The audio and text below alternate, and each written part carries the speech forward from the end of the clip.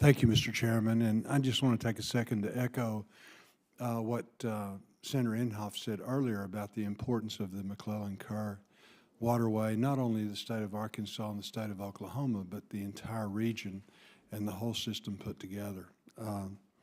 Lieutenant General Semonite, certainly I agree with you. I think all of us agree with you that we simply don't have enough appropriations to properly address America's crumbling water infrastructure and infrastructure in general.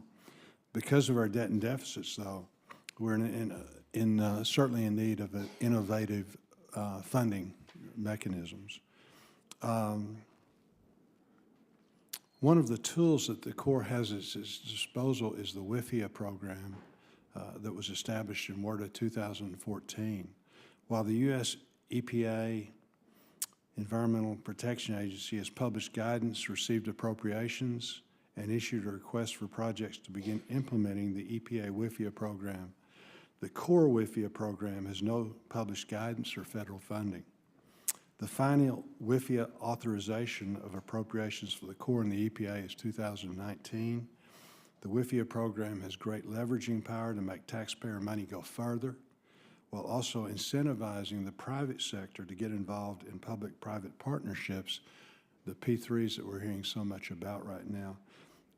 Can you tell me, does the Corps, do they not view the WIFIA program as a viable option to address infrastructure? And also, what steps has the Corps taken to get the WIFIA program off the ground, if any?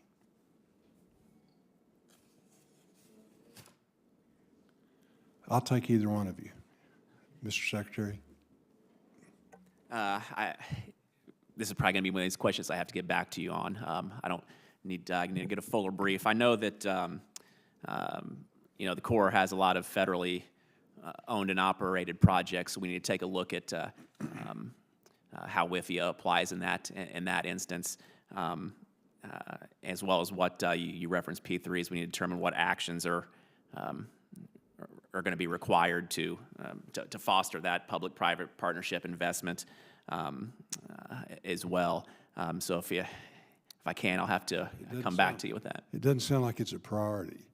Senator, one of the things that we are doing, and it goes both at P3 and WIFIA, is that we've got to make sure we've got that policy. The House did pass guidance that the Corps should slow down on any P3s, actually banned us from doing P3s other than Fargo-Moorhead, which is a project in North Dakota, until we establish policy. And we certainly understand it. We've got to have some degree of policy. We're right now drafting that WIFIA policy inside of our headquarters. We'll get with the Secretary to work through that. We've got to, I do think we've got to continue to work down this road because, as you said, we've got to find innovative ways of doing that. And I think it's something that both the Secretary and I can come back and give either the committee or you personally an update of where we're going. What are the milestones? What do we hope to achieve? When are we going to get it done? No, I understand. The House also in 2014 passed the WIFIA program. And earlier you talked about on time, on budget, and there's a huge lag here. And that's one of the problems that we have with the bureaucracy, is this kind of thing. In WERDA 2014 and the Act of 2016, a Congress attempted to advance projects by allowing non-federal entities to fund projects by expanding reimbursement opportunities and credit. In December 2016, the GAO reported that non-federal sponsors are leading $4 billion in Corps-related studies and projects. From that $4 billion, the federal government has reimbursed $400 million to cover some of the federal costs related to those projects. Lieutenant General Semonite, what can non-federal entities expect from the federal government regarding credit and reimbursement opportunities? And also, what else can the federal government do to incentivize non-federal entities to get involved in more projects? So I'll answer it in two ways. One is that we do have a relatively robust program for non-federal sponsors to be able to put money in, and we call those either contributed funds or accelerated funds or advanced funds, and there's different rules on each type of those three. But that way, if a stakeholder wants to go faster, they can put their money in. A lot of times, they'll advance those monies up front so we can start that project, get it going, and then give them credit down the road. And that program works pretty well, and we've streamlined our ability to receive funds, and you've given us some extra flexibility to be able to do that.